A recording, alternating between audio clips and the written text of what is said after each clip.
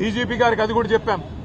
ఇవాళ కొంతమంది పోలీసులు మంత్రుల బర్త్డే కార్యక్రమాల్లో పరవశించిపోతా ఉన్నారు, కేకులు కోస్తున్నారు, డాన్సులు చేస్తున్నారు, స్పీచ్లు ఇస్తున్నారు. వాళ్ళ మీద కూడా చర్య తీసుకోండి. ఇట్లా ఒక డీఎస్పీ గారు ఉంటే కింద సిఐ గారు, ఎస్ఐ గారు, కానిస్టేబుల్కి ఏం సంకేతం పోతుందండి అని చెప్పి కూడా డీజీపీ గారికి అని చెప్పాము.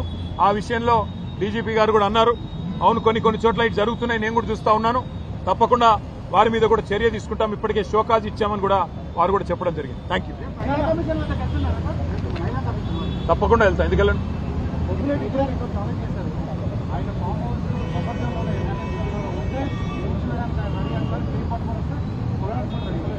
పొంగులేటి గారికి అంత శ్రమ అవసరం లేదు, పొంగులేటి గారికో ఇంకొకరికి అంత శ్రమ అవసరం లేదు.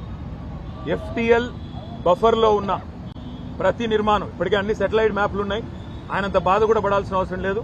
ఎలా చెరువులు పూడ్చి కట్టారో అవన్నీ కూడా సెటిలైట్ ఇమేజెస్ ఉన్నాయి, చూసుకోండి. రంగనాథ్ గారితో మాట్లాడుకోమనండి, ఎక్కడెక్కడ FTLలో బఫర్లో ఉన్నాయో వాటిని కొట్టడం ప్రారంభించండి.